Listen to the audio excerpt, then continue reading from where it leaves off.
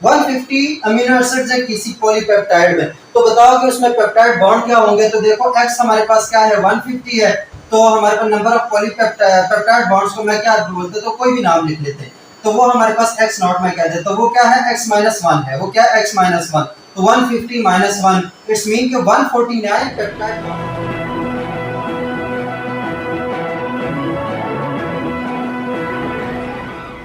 अस्सलाम वालेकुम स्टूडेंट्स, मैं हूं एहसान और आप लोग देख रहे हैं बायोलॉजी विद एहसान। और आज हमारे पास टॉपिक ऑफ डिस्कशन होने वाला है प्रोटीन। क्या है? प्रोटीन। नाम सबने सुना है, थोड़ा बहुत सबको पता है, तो हम प्रोटीन प्रॉपर स्टार्ट करने जा रहे हैं। जैसे कि कार्बोहाइड्रेट्स पे हमने काफ़ी टाइम लिया, कार्बोहाइड्रेट्स को ईच एंड एवरी उसकी डिटेल को समझा। अब ऐसे हम कोशिश करने जा रहे हैं प्रोटीन के बारे में समझेंगे कि प्रोटीन क्या बना है। तो शुरू में हमने देखा था कि हमारे पास जो मैक्रो मॉलिक्यूल्स हैं, बायोलॉजिकल मॉलिक्यूल्स, वो चार उनकी बड़ी मेन क्लासेस हैं। एक हमारे पास है कार्बोहाइड्रेट्स हैं, फिर प्रोटीन्स हैं, लिपिड्स हैं और न्यूक्लिक एसिड है, और कभी कभी विटामिन वगैरह भी आ जाते हैं। लेकिन मेन चार जो हमारे पास क्लासेस हैं वो हमारे पास क्या है? कार्बोहाइड्रेट्स, प्रोटीन्स, लिपिड्स और न्यूक्लिक एसिड।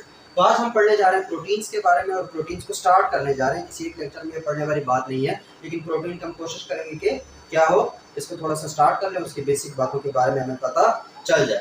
तो क्या है हमारे पास? प्रोटीन्स है। क्या है हमारे पास? है प्रोटीन्स।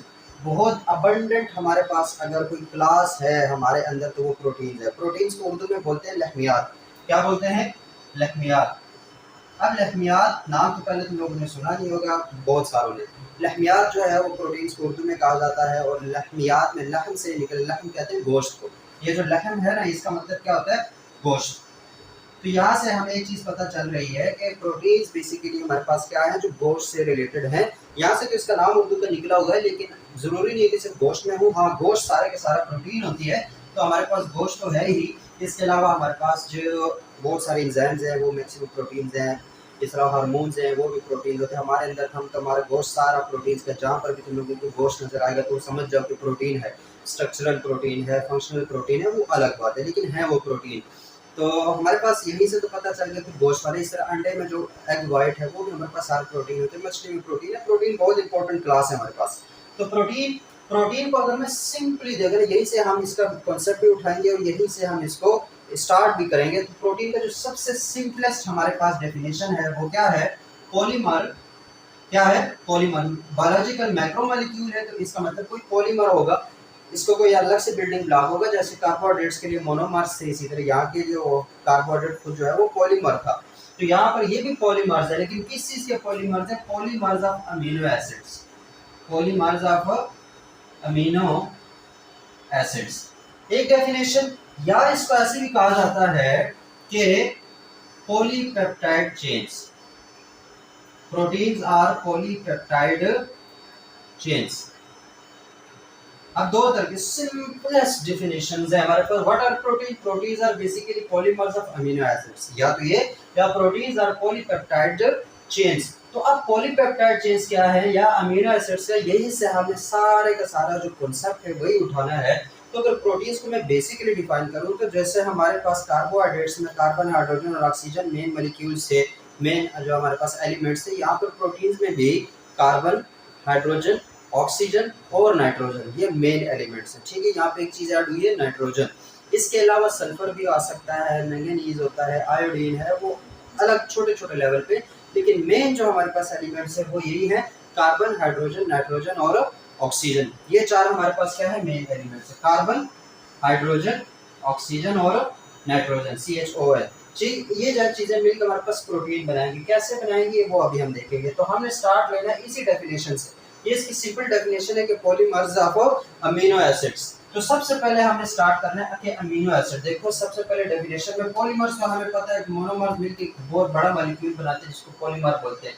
तो पॉलीमर्स ऑफ अमीनो एसिड्स है, तो अमीनो एसिड्स को हमने डिस्कस करना है कि व्हाट आर अमीनो एसिड्स। तो अगर अमीनो एसिड्स के ऊपर मैं बायोकेमिकल स्ट्रक्चर ड्रा करता हूँ, तो कोई भी अमीनो एसिड जो है वो बिल्डिंग ब्लॉक है पूरे के पूरे प्रोटीन के लिए। ठीक है, कि अगर कोई अमीनो एसिड मिलेंगे तो बहुत सारे अमीनो एसिड्स मिलकर एक बड़ा प्रोटीन बनाते हैं। जैसे हमारे पास, मैं बार बार एग्जांपल देता हूँ कि जब दीवार बनती है तो दीवार में एक बिल्डिंग ब्लॉक होती है, एक ईंट होती है। ईंटें एक दूसरे को पड़ती है और पूरा दीवार और पूरा घर और पूरा महल और पूरा प्लाजा बन जाता है, लेकिन मेन चीज़ उसकी ईंट या ब्लॉक है। तो इसी तरीके से कोई भी मैक्रो मॉलिक्यूल है वो छोटे छोटे मॉलिक्यूल से मिलकर बनता है, छोटे छोटे मॉलिक्यूल्स का पॉलीमर होता है जिसको बोलते हैं उसका बिल्डिंग ब्लॉक। तो अमीनो एसिड जो है वो प्रोटीन्स का बिल्डिंग ब्लॉक है। किसका बिल्डिंग ब्लॉक है? प्रोटीन्स का बिल्डिंग ब्लॉक है। तो अमीनो एसिड को अगर मैं ड्रा करता हूँ तो देखो इसमें एक सिंपल सेंटर में कार्बन होता है।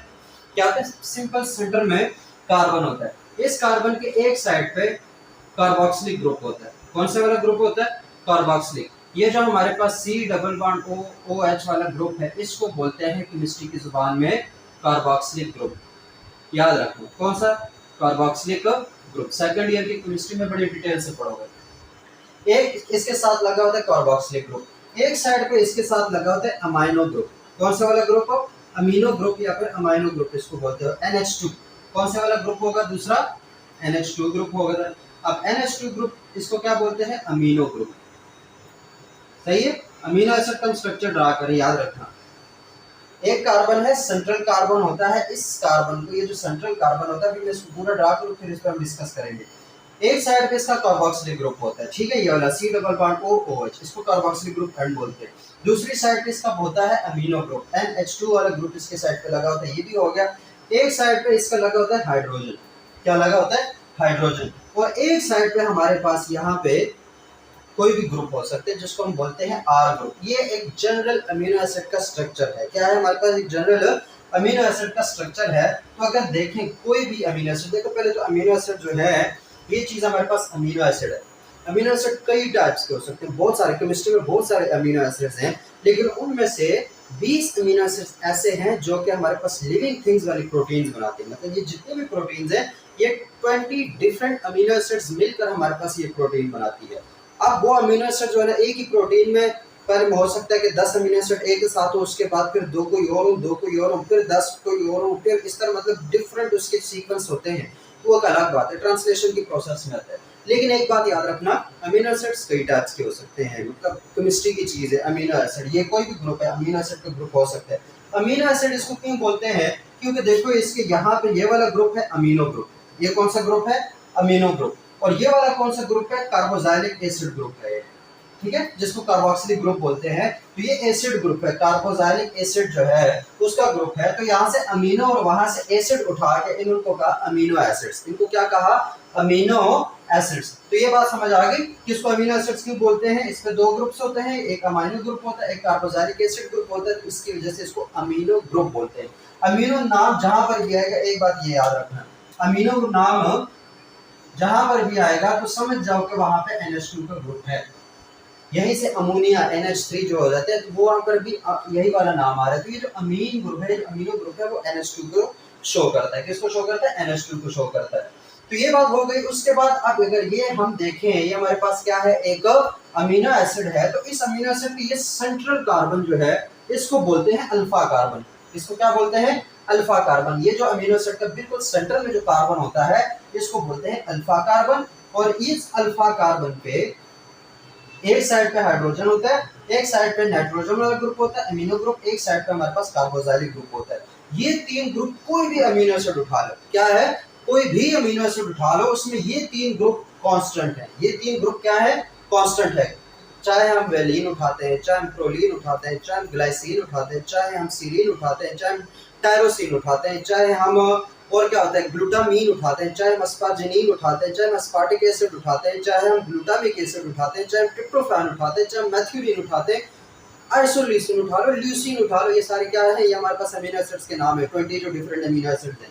तो कोई भी अमीनो एसिड उठाओगे उसका जो बेसिक स्ट्रक्चर है उसके अमीनो एसिड में हमारे पास ये 3 ग्रुप जो है ये कांस्टेंट है। ये क्या है? कांस्टेंट है। जो वेरिएबल ग्रुप है, ये जो R ग्रुप से मैंने इसको शो किया हुआ है, इसको बोलते हैं वेरिएबल ग्रुप। इसको क्या बोलते हैं?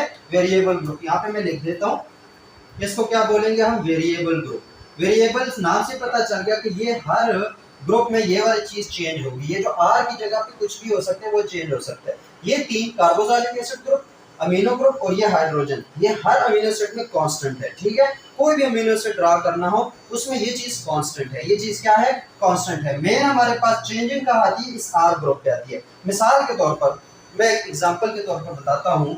हमारे पास एक चीज है, एक अमीनो एसिड है जिसका नाम है ग्लाइसिन। उसका नाम क्या है? ग्लाइसिन। ये हमारे पास क्या है? एक अमीनो एसिड है। अगर इस अमीनो एसिड के मैं स्ट्रक्चर ड्रा करता हूँ तो देखो सबसे पहले तो मैं ये 3 ड्रा करूँ ना, ये हमारे पास सेंट्रल कार्बन हो गया, उसकी एक साइड पे C डबल बॉन्ड OH, इसको मैं इकट्ठा लिख रहा हूँ, ठीक हो गया, C डबल बॉन्ड OH ये इकट्ठा हो गया। इसके एक साइड पे NH2 ग्रुप है, इसको मैं H2L की फॉर्म में लिखूंगा ऐसे, इसको भी इकट्ठा लिख दिया। एक साइड पे हाइड्रोजन है, ठीक है। ये 3 जो है, अब ग्लाइसिन मैं उठा रहा हूँ, ये 3 हमारे पास हर अमीनो एसिड में कांस्टेंट है, तो ये 3 तो लिख दो।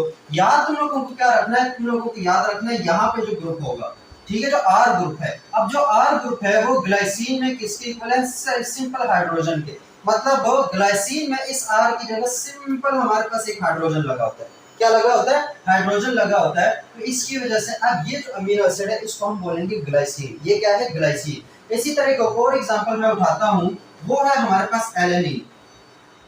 एलेनिन भी क्या है, एलेनिन भी हमारे पास हमारे अंदर एक क्या होता है, हमारे अंदर एक अमीनो एसिड ग्रुप है, अमीनो एसिड है, ठीक है, एलेनिन। अब एलेनिन देखो, एलेनिन और ग्लाइसिन में क्या फर्क है, जितने भी अमीनो एसिड्स है उनमें फर्क आता है इस R ग्रुप पे। कोई भी इस पे मॉलिक्यूल लगा हो सकता है, R तो इन जनरल शो किया जाता है ना, तो यहाँ पे इस R ग्रुप में कोई भी मॉलिक्यूल लगा हो सकता है। जैसे हमारे पास ग्लाइसिन के केस में क्या लगा हुआ, हाइड्रोजन, तो वो ग्लाइसिन हो गया। एलेनिन के केस में क्या होगा कि एलेनिन के केस में यहाँ पे होगा एक alkyl group, CH3 group, methyl group लगा होता है। क्या लगा होता है, मिथाइल ग्रुप लगा होता है। तो देखो वहां पे हाइड्रोजन था, ग्लाइसिन के केस में वहां पे आके सिर्फ CH3 ग्रुप लगा, और इस CH3 ग्रुप की वजह से ये क्या हुआ, एलेनिन हो गया। ये क्या हो गया, एलेनिन। तो बताने का मकसद क्या है कि सिर्फ R ग्रुप, ये वाला R ग्रुप जो केमिस्ट्री वाला R ग्रुप नहीं है जहां पे R जो है वो अल्काइल को शो करते हैं, जरूरी नहीं है। यहाँ पे R ग्रुप का मतलब वेरिएबल ग्रुप है जहां पर कोई भी और आ सकता है, कोई भी अमीनो एसिड, उसके ये 3 ग्रुप कांस्टेंट होंगे, चेंजिंग आएगी यहाँ पे इस R ग्रुप की जगह पे। तो यहाँ पे चेंजिंग है, देखो मेरे ग्लाइसिन एक एग्जांपल हो गई। दूसरी हमारे पास क्या हो गई, एलेनिन। एलेनिन में R जो था वो किसके इक्वल था, CH3 के इक्वल था, मतलब वहां पे मिथाइल ग्रुप लगा हुआ है। इसी तरीके से अगर मैं एक और बात, एक और हमारे पास क्या है, एक और हमारे पास अमीनो एसिड होता है जिसका नाम है फिनाइल एलेनिन। उसका नाम क्या है, फिनाइल एलेनिन। अब फिनाइल एलेनिन में क्या है कि वहां पे एलेनिन जैसे ही होगा, लेकिन वहां पे मिथाइल ग्रुप है एलेनिन में। यहाँ पे क्या होगा कि यहाँ पे हमारे पास होगा CH2 और एक हाइड्रोजन की जगह यहाँ पे एक बेंजीन का ग्रुप होता है। मैं इसको कहाँ ड्रा करूँ, यही पे साथ ड्रा कर लेता हूँ ऐसे। उसके साथ क्या होगा, एक बेंजीन का ग्रुप होगा ऐसे यहाँ पे। तो ये वाला सारा ग्रुप, इस ग्रुप की वजह से क्या है, इसका क्या बन जाएगा, फिनाइल एलेनिन। अब ये तीनों ठीक है, कांस्टेंट है। देखो अमीनो एसिड के टाइप्स चेंज हो रही है just due to that R group. जैसे हमारे पास क्या था, ग्लाइसिन में H था, एलेनिन में CH3 था, इसी तरीके से हमारे पास फिनाइल एलेनिन में क्या हुआ, फिनाइल एलेनिन में ये हमारे पास हो गया ये वाला ग्रुप आ गया जिसमें बेंजीन की जो रिंग है वो अटैच होगी। तो आगे समझ, तो इसका मतलब क्या है, आप जितने भी अमीनो एसिड उठा लो उसमें ये जो R ग्रुप है इसी में चेंजिंग आई हुई है। जितने भी अमीनो एसिड उठाओगे ना उसके R ग्रुप में चेंजिंग आए, तो ये चीज होती है वेरिएबल ग्रुप। चीज समझ आ गई। अब देखो अमीनो एसिड्स में अगर ग्रुप्स का पता होना कि किस वाले अमीनो एसिड में कौन सा ग्रुप है, तो उसका स्ट्रक्चर ड्रा करना कोई मुश्किल नहीं है। इतना पता होना चाहिए कि ये जो 3 ग्रुप्स हैं ये हमारे पास कांस्टेंट ग्रुप्स हैं। कौन कौन से, C डबल बॉन्ड OH वाला मतलब कार्बोक्सिलिक ग्रुप, हमारे पास अमीनो ग्रुप और हाइड्रोजन, ये तीनों हर अमीनो एसिड में कांस्टेंट है। वेरी कहां पे करता है, R ग्रुप वेरी करता है। क्या करता है, R ग्रुप। तो ये तो हो गया हमारे पास एक सिंपल अमीनो एसिड कि एक अमीनो एसिड कैसा होता है, ठीक है, उसका अल्फा कार्बन क्या है, उसका जो हमारे पास कार्बोक्सिलिक एंड कौन सा होता है, उसका अमीनो एंड कौन सा होता है, उसमें कौन से ग्रुप कांस्टेंट होते हैं, कौन से ग्रुप चेंज कर सकते हैं, कोई एग्जांपल्स बता दो। तो ये मैंने एग्जांपल्स बता दी, एलेनिन हो गया, ग्लाइसिन हो गया, फिनाइल एलेनिन हो गया। इस तरह के आप लोगों को जो जहन में नहीं आ रहे उसके ग्रुप्स, ये तो वो भी बता देता है, लेकिन ये कोई मुश्किल काम नहीं है, इसमें कोई रटा वहां पे बुक्स में लिखी होती है, ठीक है। तो ये हो गया हमारे पास सिंपल अमीनो एसिड। ये क्या हो गया, सिंपल अमीनो एसिड। तो हमने एक चीज उस डेफिनेशन से निकाल ली, और वो चीज क्या थी कि हमें पता लग गया है कि अमीनो एसिड क्या होता है। क्या है हमारे पास, अमीनो एसिड क्या होता है। इन डेफिनेशंस को मैं लिख लेता हूँ साइड पे, ठीक है, क्योंकि इसी को हमने एक्सप्लेन करना है। ये कोई आम, दिखने में तो बड़ी आम डेफिनेशंस है लेकिन होती नहीं है। सबसे पहले डेफिनेशन क्या थी, polymers of amino acids, polymers of amino acids. एक बात ये होगी। दूसरी डेफिनेशन क्या थी, पॉलीपेप्टाइड चेन्स। दूसरी क्या थी, पॉलीपेप्टाइड चेन्स। ठीक हो गया। तो हमें अमीनो एसिड को तो पता चल गया कि अमीनो एसिड क्या बला है। अब बात क्या कहते हैं, प्रोटीन क्या है। Protein is a polymer of amino acid. क्या है हमारे पास, protein is a polymer of amino acid. मतलब हमने इन प्रोटीन के जो अमीनो एसिड्स है इनको इकट्ठे करना है, इनके दरमियान कंडेंसेशन होगी। देखो पॉलीमर कब बनते हैं, जब कंडेंसेशन रिएक्शन होता है। मोनोमर कब बनते हैं, जब हाइड्रोलाइसिस रिएक्शन होते हैं। ठीक है, दोनों में वाटर इन्वॉल्व होता है। कंडेंसेशन में वाटर रिलीज होता है, हाइड्रोलाइसिस में वाटर इंटर किया जाता है। ठीक है, ऐड किया जाता है। तो यहाँ पे जब पॉलीमर बन रहे हैं तो इट्स मीन कि हमारे पास अमीनो एसिड्स क्या होगी उसकी कंडेंसेशन होगी। तो कैसे होगी उस चीज को देखो। यहाँ पे मैं 2 अमीनो एसिड ड्रा कर लेता हूँ। एक अमीनो एसिड है मेरे पास CH डबल बॉन्ड OH और यहाँ पे N, ये H और ये H। ठीक है, ये मैंने एक अमीनो एसिड ड्रा कर लिया। अब ये कौन सा अमीनो एसिड है, इसके R ग्रुप पे हमारे पास हाइड्रोजन लगा हुआ है, तो इट्स मीन कि ये क्या है, ग्लाइसिन है। एक मैंने ये ले लिया, एक मैं कंसीडर कर लेता हूँ C और उस पे लिख लेता हूँ CH3। ठीक है, यहाँ पे लिख लेता हूँ H, ये C डबल बॉन्ड OH और यहाँ पे लिख लेता हूँ N, ये H और ये H। ठीक है, ये मैंने एक और अमीनो एसिड कंसीडर किया। एक मैंने कौन सा किया, ग्लाइसिन। दूसरा कौन सा, जिसमें यहाँ पे R ग्रुप में मिथाइल ग्रुप है, तो वो एलेनिन को शो करता है। तो अब ग्लाइसिन और एलेनिन को मिलाना है। ठीक है, यहाँ पे कंडेंसेशन होगी। कंडेंसेशन क्या होती है, ऐसा रिएक्शन जिसमें 2 हमारे पास मोनोमर मिलके एक डायमर बनाएंगे, ट्राइमर बनाएंगे, पॉलीमर बनाएंगे। ठीक है, तो इसमें 2 मोनोमर मिल रहे हैं और 2 मिलने के बाद क्या रिलीज होगा, H2O रिलीज होता है, वाटर रिलीज होता है। ये प्रॉपर्टीज ऑफ वाटर में चीज को हमने डिस्कस किया था। तो यहाँ पे वाटर रिलीज होगा, लेकिन कौन कौन से ग्रुप से, ये हमारे पास अमीनो एसिड है, इसको मैं नंबर 1 कह देता हूँ। ठीक है, ये हमारे पास नंबर 1 है ग्लाइसिन, नंबर 2 है हमारे पास एलेनिन। तो अब इस जो ग्लाइसिन का ये जो हमारे पास कार्बोक्सिलिक एंड है, कौन सा वाला, ये कार्बोक्सिलिक ग्रुप वाला जो एंड है इस अमीनो एसिड का, उसका हाइड्रोक्सिल ग्रुप कौन सा वाला, ये इसका OH जो ग्रुप होता है इसको बोलते हैं हाइड्रोक्सिल ग्रुप। ये कौन सा ग्रुप है, हाइड्रोक्सिल ग्रुप, इसका हाइड्रोक्सिल ग्रुप। और जो अमीनो एसिड नंबर 2 है उसके जो अमीनो ग्रुप है, देखो इस अमीनो एसिड का कार्बन, ये कार्बोक्सिलिक एसिड वाला यूज हुआ है। इस अमीनो एसिड का जो अमीनो ग्रुप है उस पे जो हाइड्रोजन होता है, ये दोनों आपस में मिलेंगे। क्या है, ये H और ये OH आपस में मिलेंगे, तो H प्लस OH क्या होता है हमारे पास, H प्लस OH क्या होगा हमारे पास, H2O होगा। तो यहाँ से H2O रिलीज हो जाएगा। ये OH और ये H आपस में मिलके H2O की फॉर्म में रिलीज हो जाएंगे। जब यहाँ से ये बॉन्ड टूटता है, यहाँ से ये बॉन्ड टूटता है, तो इस कार्बन के पास भी एबिलिटी है कि वो एक बॉन्ड बना सके, इस नाइट्रोजन के पास भी एबिलिटी है कि वो एक बॉन्ड बना सके। तो होगा क्या कि यहाँ से हमारे पास ये जो H2O, इसको मैं मिटा रहा हूँ क्योंकि क्या हुआ, H2O रिलीज हो गया। यहाँ पे मैं H2O को रिलीज कर देता हूँ, H2O हमारे पास रिलीज हो गया। पता होना चाहिए कि इस अमीनो एसिड का हाइड्रोक्सिल ग्रुप यूज हुआ, उस अमीनो एसिड का हमारे पास अमाइनो ग्रुप के अंदर जो हाइड्रोजन है वो यूज हुआ। तो अब इसका भी एक बॉन्ड फ्री है, इसका भी एक बॉन्ड फ्री है, तो ये दोनों आपस में बॉन्ड बना लेंगे। ऐसे क्या कर लेंगे, ये C और ये जो N है, एक हमारे पास अमीनो एसिड का कार्बोक्सिलिक ग्रुप वाला कार्बन और दूसरे अमीनो एसिड का जो अमीनो ग्रुप वाला नाइट्रोजन है, उनके दरमियान बॉन्ड बन जाएगा। क्या बन जाएगा, बॉन्ड बन जाएगा। इसको अगर मैं सही से लिखूं, इस H को मैं इधर यहाँ पे लिख लेता हूँ, तो यहाँ पे ये जो बॉन्ड बन रहा है, देखो इस वाले ग्रुप से लेकर ये ग्रुप जो है, इसके दरमियान ये क्या बन रहा है, एक बॉन्ड बन रहा है। बॉन्ड बन रहा है, इस बॉन्ड को क्या बोलेंगे, इस बॉन्ड को हम बोलते हैं पेप्टाइड बॉन्ड। याद रखना, ये वाला बॉन्ड कौन सा होगा, OCNH। ये जो कार्बन और नाइट्रोजन के दरमियान बन रहा है अमीनो एसिड के अंदर, इसको बोलते हैं पेप्टाइड बॉन्ड। क्या बोलेंगे हम इसको, पेप्टाइड बॉन्ड। तो what is peptide bond, peptide bond हमारे पास 2 अमीनो एसिड के दरमियान वाक़या होने वाला, बनने वाला एक ऐसा बॉन्ड है जिसमें H2O रिलीज होता है, OH कार्बोक्सिलिक एसिड ग्रुप का रिलीज होता है, हाइड्रोजन हमारे पास अमीनो ग्रुप का रिलीज होता है, और वो कार्बन और नाइट्रोजन आपस में बॉन्ड बना लेते हैं, जिसको बोलते हैं पेप्टाइड बॉन्ड। इसको क्या बोलते हैं, पेप्टाइड बॉन्ड बोलते हैं। और इस पेप्टाइड बॉन्ड के बाद, ठीक है, इस पेप्टाइड बॉन्ड के बाद अब देखो एक अमीनो ग्रुप ये है, ठीक है, ये हमारे पास क्या था, ग्लाइसिन था। क्या था हमारे पास, ग्लाइसिन था। और दूसरा हमारे पास क्या था, एलेनिन था। इन दोनों के दरमियान ये बॉन्ड बन गया। क्या बन गया, ये एक बॉन्ड बन गया।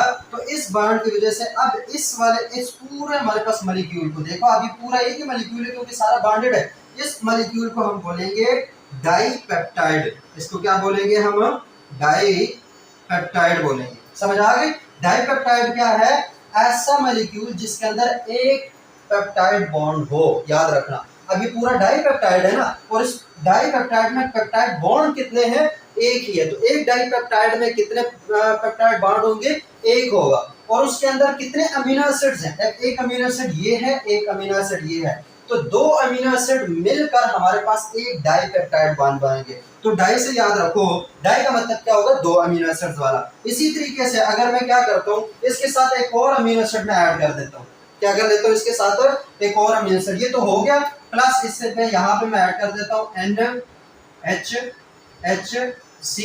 यहाँ पे लिख लेता हूँ CH2 और यहाँ पे बना देता हूँ बेंजीन का ग्रुप, और ये हमारे पास H और ये फिर C डबल बॉन्ड O और ये OH। ठीक है, अब ये एक और अमीनो एसिड है, कौन सा वाला अमीनो एसिड है, ये वाला हमारे पास क्या है, फिनाइल एलेनिन। तो अब यहाँ पे क्या होगा, इस वाले का नाइट्रोजन ये वाला ग्रुप और इस वाले का, इसका देखो हालांकि नाइट्रोजन जो है ना वो ऑलरेडी बॉन्डेड है, लेकिन हाइड्रोक्सिल ग्रुप जो है कार्बोक्सिलिक एंड पे वो फ्री है, तो ये दोनों H2O की फॉर्म में रिलीज हो जाएंगे, किसकी फॉर्म में, H2O की फॉर्म में रिलीज हो जाएंगे। और ये जो H है, N है और ये जो C है, ये आपस में बॉन्ड बना लेंगे, तो यहाँ पे क्या होगा, एक और डाइपेप्टाइड बॉन्ड बन गया, एक और हमारे पास पेप्टाइड बॉन्ड बन गया। तो जैसे जैसे हम अमीनो एसिड बढ़ाते जा रहे हैं उसी लिहाज से पेप्टाइड बॉन्ड भी बढ़ेंगे, लेकिन कैसे, अब देखो 1 2 3, और इस पेप्टाइड मॉलिक्यूल में टोटल कितने अमीनो एसिड्स हैं, 3 अमीनो एसिड्स हैं। तो इस मॉलिक्यूल को हम बोलेंगे ट्राइपेप्टाइड। क्या बोलेंगे हम, ट्राइपेप्टाइड। मतलब ये एक पहले था, एक हमारे पास अमीनो एसिड और अटैच हो गया, एक अमीनो एसिड क्या हुआ और अटैच होगा। तो अब देखो यहाँ पे 3 अमीनो एसिड्स हैं, तो इसकी वजह से अब इस मॉलिक्यूल को हमने क्या बोलना है, ट्राइपेप्टाइड। क्या बोलेंगे हम, ट्राइपेप्टाइड। और ट्राइपेप्टाइड में कितने हमारे पास पेप्टाइड बॉन्ड हैं, 1 2, कितने हमारे पास है, 1 और 2। तो ट्राइपेप्टाइड में पेप्टाइड बॉन्ड्स कितने हैं, 2। ट्राइपेप्टाइड में अमीनो एसिड्स कितने हैं, 3। ये चीज जो है ना एमडीकैट में, नीट में, ईटा में, इस तरह के एंट्री टेस्ट में आता है कि अगर इतना मॉलिक्यूल्स वाला, इतने अमीनो एसिड वाला कोई पेप्टाइड है तो उसमें पेप्टाइड बॉन्ड कितने होंगे, तो इस चीज को याद रखो, हमेशा उससे एक कम रखना है। ठीक है, पेप्टाइड बॉन्ड कितने हुए इसमें, 2 पेप्टाइड बॉन्ड, जबकि अमीनो एसिड्स कितने हैं उसमें, 3 अमीनो एसिड्स हैं। ट्राइपेप्टाइड में कितने होंगे, 3 अमीनो एसिड्स होंगे। समझ आ गई। फिर देखो जब ये वाला बॉन्ड, जब एक पेप्टाइड बॉन्ड बनता है तो कितने वाटर के मॉलिक्यूल रिलीज होते हैं, 1।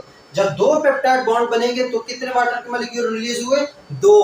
तो जितने पेप्टाइड बॉन्ड्स होंगे उतने ही वाटर के मॉलिक्यूल कंडेंसेशन रिएक्शन में रिलीज होंगे। एक बात देखो, कितनी बातें इससे यहाँ पे समझ आ गई। एक तो हमारे पास क्या है, number of amino acids, number of amino acids के उस रिएक्शन में, उस पॉलीमराइजेशन में कितने अमीनो एसिड्स यूज हो रहे हैं। अब देखो यहाँ पे कितने हैं, 1 2 3, तो ये हमारे पास क्या है, 3। अगर नंबर ऑफ अमीनो एसिड्स होंगे तो उसी के मुताबिक पेप्टाइड का नाम होगा। अगर 3 अमीनो एसिड्स हैं तो ट्राइपेप्टाइड है, अगर 2 अमीनो एसिड्स हैं तो डाइपेप्टाइड है, अगर 4 अमीनो एसिड्स हैं तो टेट्रापेप्टाइड है, अगर 5 अमीनो एसिड्स हैं तो पेंटापेप्टाइड है। ये चीज, फिर हेक्सा और फिर हेप्टा, इस तरह ऑक्टा।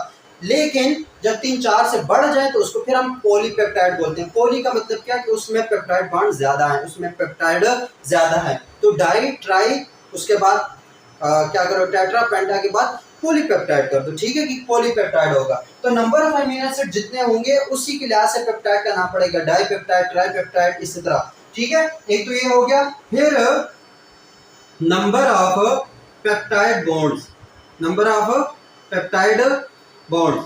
तो अगर मैं ट्राइपेप्टाइड की बात करता हूँ, किसकी, ट्राइपेप्टाइड की बात करता हूँ, तो ट्राइपेप्टाइड में नंबर ऑफ पेप्टाइड बॉन्ड्स कितने हैं, वो 1 2। तो नंबर ऑफ पेप्टाइड बॉन्ड्स कितने हुए, 2 हुए।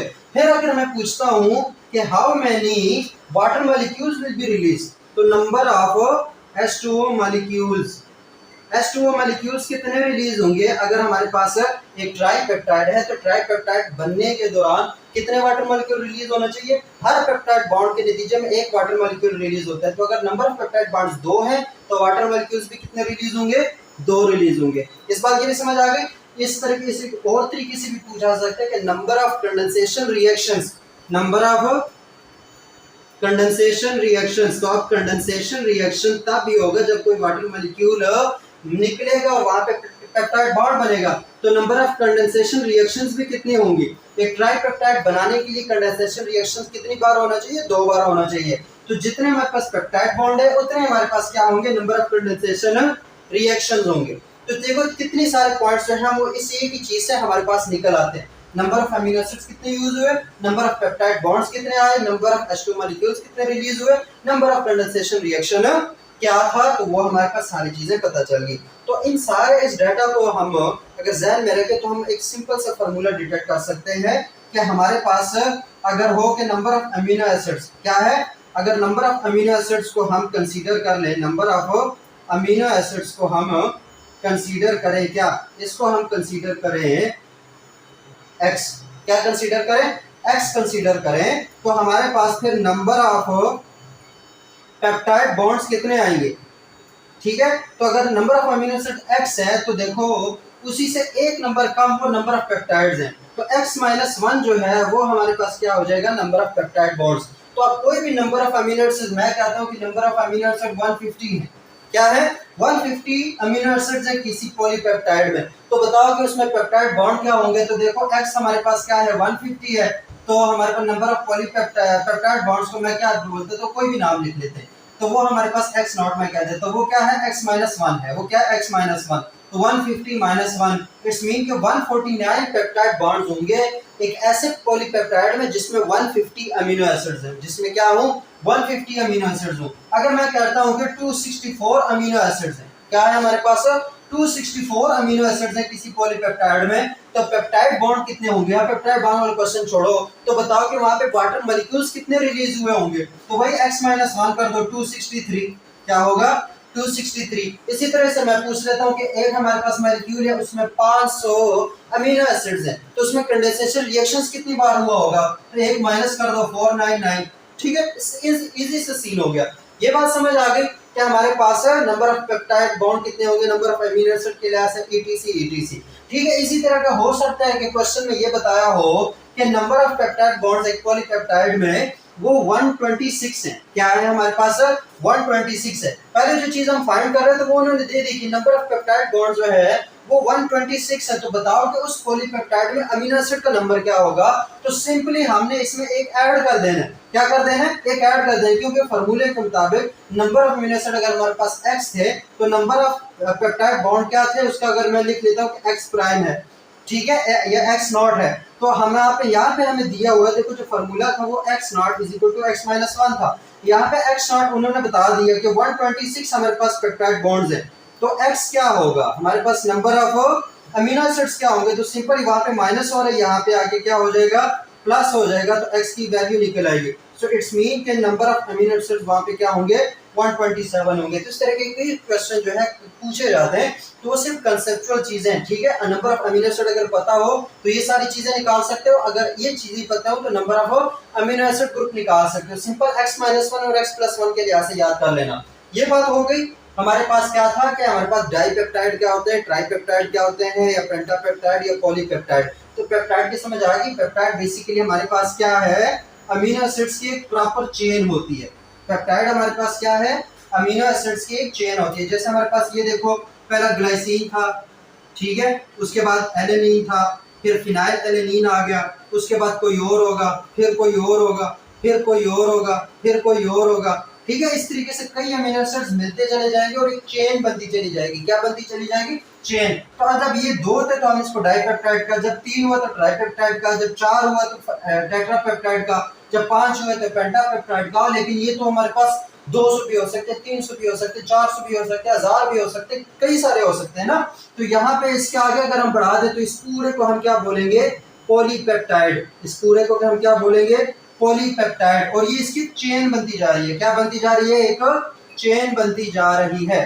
क्या बनती जा रही है, चेन। तो इसकी वजह से प्रोटीन्स क्या है, प्रोटीन्स आर पॉलीपेप्टाइड चेन्स। देखो दूसरी डेफिनेशन में, पहले तो हमें समझ आ गई कि ये पॉलीमर कैसे बना, वो तो हमें समझ आ गई कि पॉलीमर कैसे बनते हैं, कंडेंसेशन रिएक्शन होता है। तो पॉलीमर्स ऑफ अमीनो एसिड्स वो भी प्रोटीन्स है। इसी तरह पॉलीपेप्टाइड चेन्स जो है उन्हीं को हम प्रोटीन्स बोलते हैं कि ये एक चेन होगी इस तरह की, यही चेन जो है बहुत बड़ी होकर फिर आपस में एक दूसरे के साथ रिएक्शन करेंगे और उससे प्रोटीन बन जाएगा। बड़ी बड़ी चेनें जो है पॉलीपेप्टाइड्स की, उनको क्या बोलते हैं, हम प्रोटीन्स बोलते हैं। तो सिंपल हमें क्या पता चला कि प्रोटीन्स की जो बिल्डिंग ब्लॉक्स है वो अमीनो एसिड्स हैं। वो क्या है, अमीनो एसिड्स। और अमीनो एसिड्स नंबर कितने हैं टोटल, उसके 20 ऐसे अमीनो एसिड्स हैं जो कि प्रोटीन का स्ट्रक्चर बनाते हैं, जो कि बायोलॉजिकल प्रोटीन का स्ट्रक्चर बनाते हैं। उसके नंबर कितने हैं, 20 अमीनो एसिड्स हैं। और खुद प्रोटीन जो है वो कैसे बनता है, बिलफर्ज हमारे पास एक सेल है, ठीक है। खुद प्रोटीन का अगर मैं सेलुलर लेवल पे बात करता हूँ तो ये एक सेल है, क्या है, एक सेल। उस सेल के अंदर हमारे पास क्या है, डीएनए पड़ा हुआ न्यूक्लियस के अंदर। तो ये डीएनए जो है एक प्रोसेस होता है जिसको बोलते हैं ट्रांसक्रिप्शन प्रोसेस। उस डीएनए का बनता है आरएनए, उस डीएनए का क्या बनता है, आरएनए बनता है, उस बोलते हैं ट्रांसक्रिप्शन। फिर ट्रांसक्रिप्शन के बाद वो आरएनए बाहर आता है राइबोसोम्स के पास। देखो राइबोसोम्स के बारे में हमने पढ़ा था कि वो प्रोटीन्स को बनाते हैं, तो वो आरएनए राइबोसोम्स के पास आता है, क्या होता है, उस पर कोड होता है, उसको इस प्रोसेस को बोलते हैं जिसमें आरएनए राइबोसोम्स के पास आके उसी के मुताबिक एक अमीनो एसिड्स आपस में जुड़ते चले जाते हैं, उसको बोलते हैं ट्रांसलेशन का प्रोसेस। उसको क्या बोलते हैं, ट्रांसलेशन का प्रोसेस। जो फर्स्ट ईयर के बच्चे हैं वो तो सेकंड ईयर में बड़े तफसील से पढ़ लेंगे कि ट्रांसक्रिप्शन ट्रांसलेशन क्या है, नहीं तो ये चीज पता होनी चाहिए।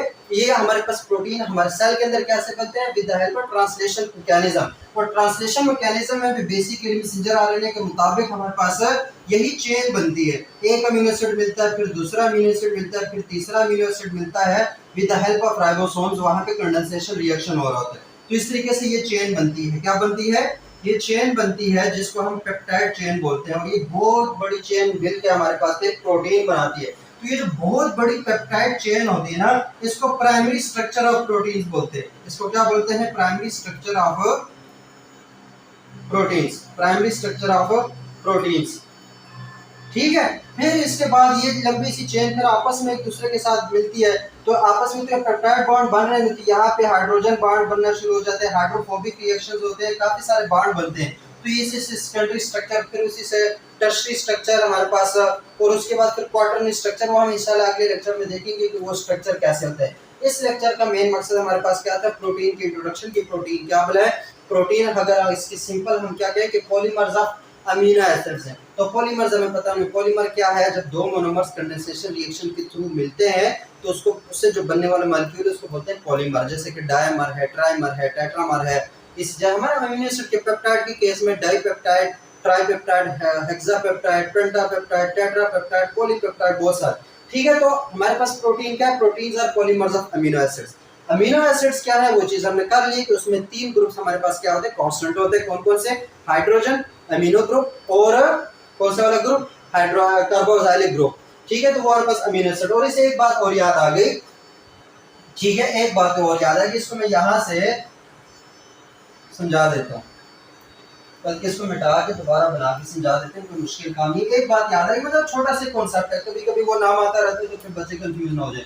हमारे पास ये क्या है, एक हमारे पास क्या है सी, और इसके साथ N है, उसके साथ H है, और उसके साथ फिर C है, फिर ये कोई भी CH3 ग्रुप है बिल्कुल, ये H ग्रुप है, ये C डबल बॉन्ड O, ये OH, और इस तरफ भी अगर आ जाए तो ये C, और इसके साथ H ग्रुप था, इसके साथ भी H ग्रुप था, और ये N, ये H और ये H। हमारे पास ये बेसिकली क्या है, इसके अंदर ये वाला क्या है, एक पेप्टाइड बॉन्ड है।